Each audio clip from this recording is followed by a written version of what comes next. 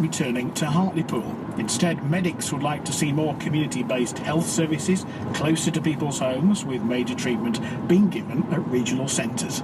Earlier, I spoke to Dr Paul Williams from the Stockton and Hartlepool Clinical Commissioning Group. Trying to work with the local community and with local campaigners to work out what can't be done safely in Hartlepool and what can be, but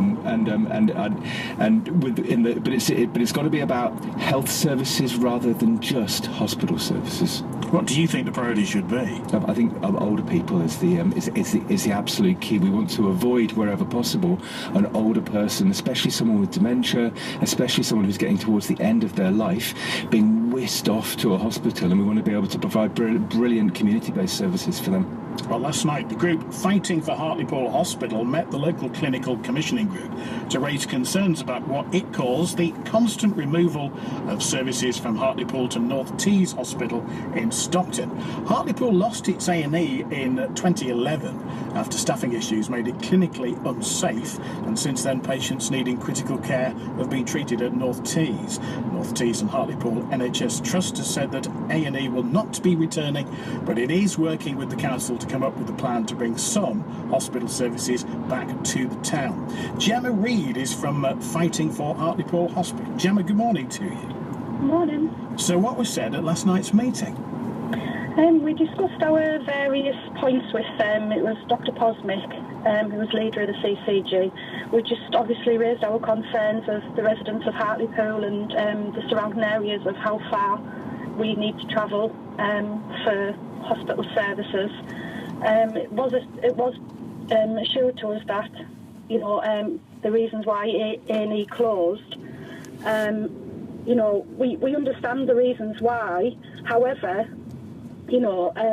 it's just not right that we've got to go out of our way for medical treatment when we've got a good 4-star hospital on our doorstep. But the issue of A&E seems to be a non-starter, Gemma. Repeatedly we're told that it's unsafe. You can't get skilled people to work there. I appreciate that, but I mean, if you look back up through the years, they're talking about getting clinicians to come into Hartlepool. Now, would you want to come work in a place where it's being talked about that it's going to close?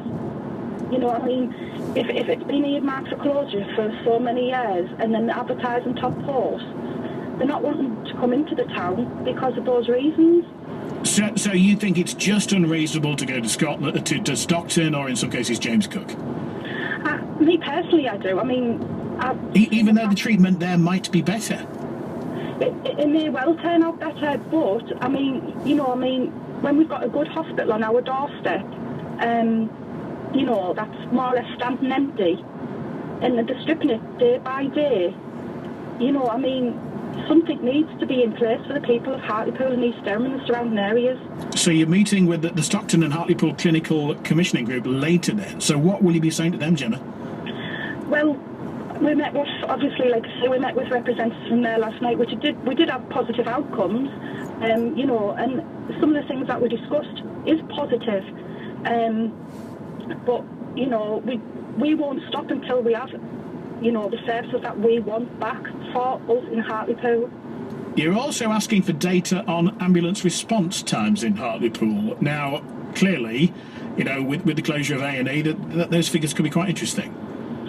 Well, apparently so, but the figures for Hartlepool aren't supposed to be any different to the figures to Stockton, which I find hard to believe when, the ambulance services are stretched as they are, and they've got to come to Hartlepool to take you to North Tees and just a round journey.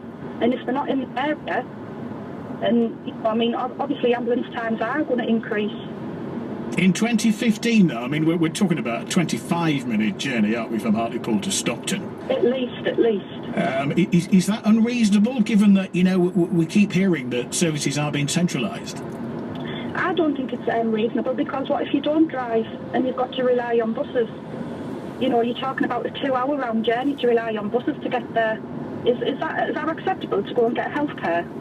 So where does your campaign go next, Gemma? Well, we're meeting with the Chief Executive of Hartlepool Council early next week, obviously to discuss where we can be involved in the local plan. We've already spoke with Professor Tom, who's leading the local plan. So it'll be interesting to see where our views are heard. Gemma, thank you very much indeed. If you want to comment, you know where we are. 24 minutes past 8. How's it on the road, Sarah? Into Thinford, the A167 is looking pretty heavy, and also Thinford Lane itself. Now as you head southbound on the A19, just after Elwick, down towards the Wolverston area, it's